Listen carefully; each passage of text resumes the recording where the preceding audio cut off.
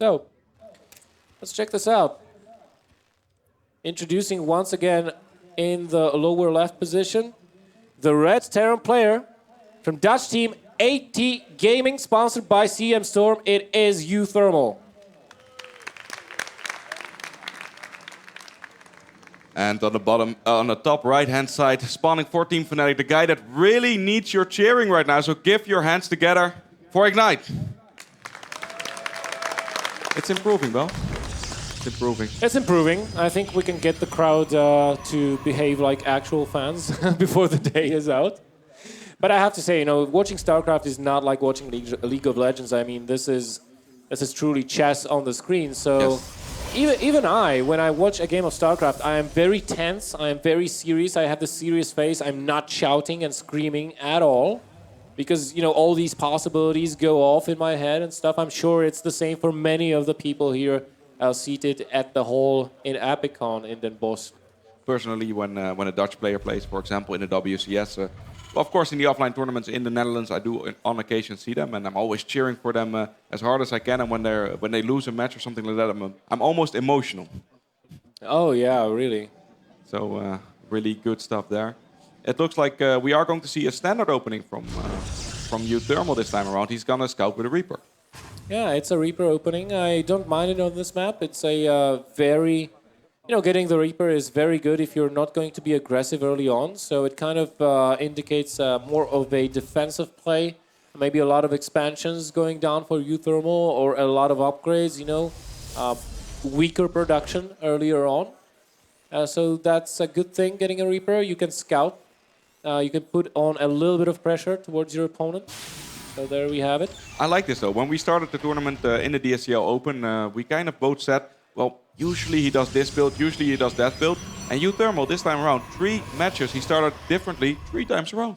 Yeah, that's true. And come to think of it, I did say in the past when we casted the qualifiers in the round of 16 that uThermal is kind of like, he is very good. He's got awesome mechanics, very, very, very good micro.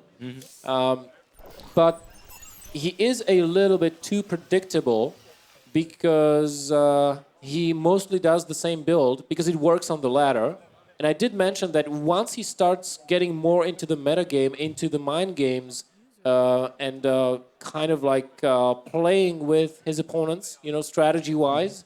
Okay, last game you saw this and this and this from me, so I'm going to show you the same thing, but in the background I'm going to be doing something entirely different. You're going to fall for it, that kind of thing.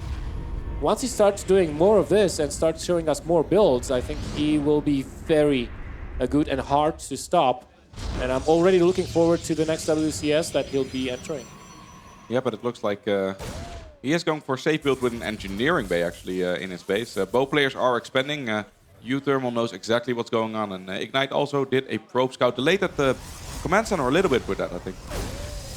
Yeah, just slightly, ever so slightly. The first Stoker is going to pop out and should start targeting down that Reaper immediately. There we go. Does those 2 probes?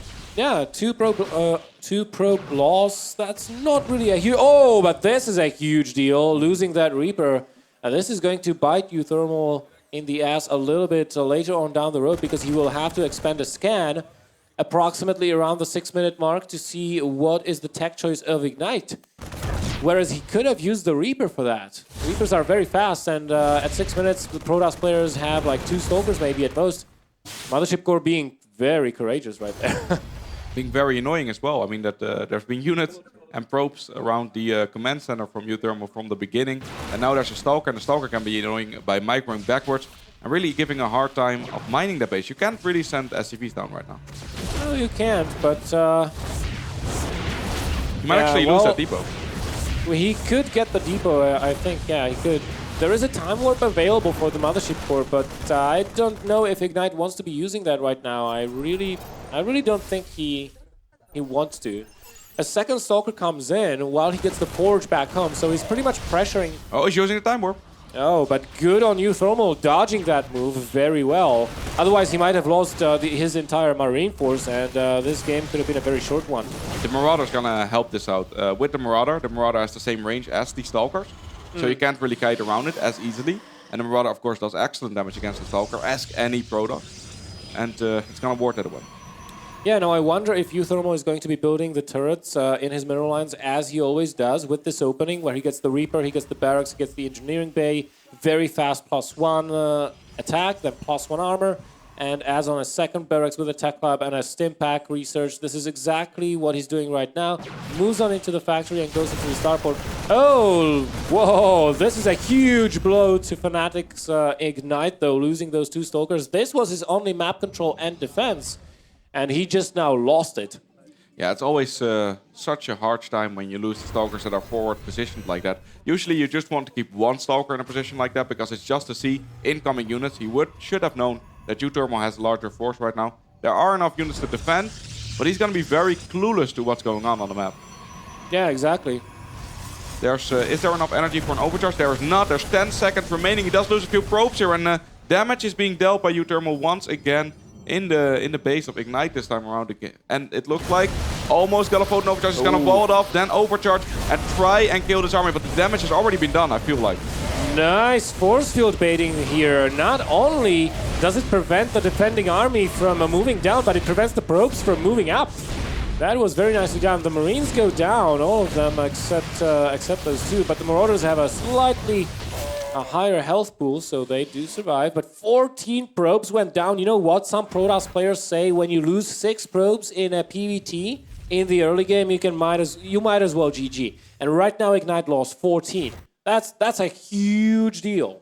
Of course, he's going to have a little bit more army left over after that initial engagement, but he's going to be so far behind in the economics that the longer the game goes on, the more of an advantage uThermal should have.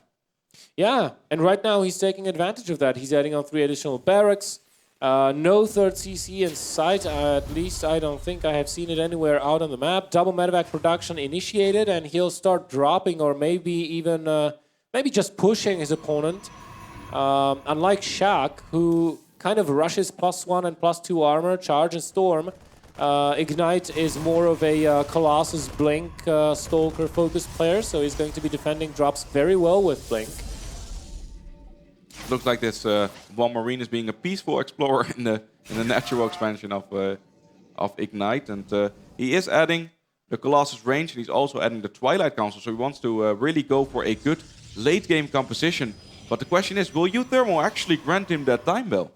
Well, he did see the Twilight in the natural base, so he knows that there is no Blink, he knows that there is no +2 on the way, he knows that Storm is not there, so he should not be afraid to drop right now. In fact, he's queuing up the first medevac as we speak, and is going to attack with the remaining part of his army into the natural. He even is going to land a factory there and start mine production, I feel like. So the all-knowing uThermal at this point is going to go for a double-pronged attack, and these Stalkers are actually moving into the wrong direction. The main drop will do a lot of damage. The attack at the front should be warded off, but some probes go down. The pylon is being targeted, but the Colossus pops out in an ideal time. Yeah, the medevac does get away, though. And this is a very conveniently placed observer, by the way. Conveniently placed observers, because Ignite saw both the attacks coming in. And for some reason, uThermal just pulled back. I think it was the Colossus, but he could have taken it down, or at least tries to, maybe. Well, you can see right now that Ignite's going for the strategy, defend, defend, defend, yeah, or lose. And uThermal's actually playing into his hand by not establishing a third base yet. Wait a minute, wait a minute. What's the SCV count here? 53. He's producing Vikings. He's getting a Ghost Academy. Oh, God. And he's finishing +2. He's not adding on a second engineering bay, no, a third command center. I think when the +2 finishes, he's going to pull the SCVs. He's going to go for the pull. Yep, it's going to be a huge SCV pool. I feel like you're right, because there's no third base being added on. He's just focusing on army, and the army is going to be enormous. All he has to be really afraid about is the Colossus. There are a few of them, but there's not that many stocks. He needs to be careful. He can't lose these medevacs here, Bell. Yeah, and he also needs to wait a little bit more for more Vikings. I mean, he's got 4 Vikings on the field right now. 2 more will be just now completed, but 6 Vikings, that's not really... I would prefer to have 8 or 10 with this SCV pool so that you can bring down the Colossus as fast as possible. Nice drop in the main base so far. Again, targeting down the economy, uThermal knows that if he can get rid of the economical power of the Protoss player, he will not be able to replenish as fast. Oh. And here we have another push at the natural base. Nice line of force fields going down for Ignite. Not missing a beat. He knows how critical this stage of the game is. But the Colossus are completely exposed. The Vikings are just taking out the Colossus in the main base. That's a great move from uThermal. And uThermal is actually going to take this series. 3-0, easy peasy. And he didn't even pull the SCVs. Oh god, what are we seeing here? This might be the beginning of the end for the other Protoss players. GG, uThermal takes it. congratulations, 3-0. uThermal.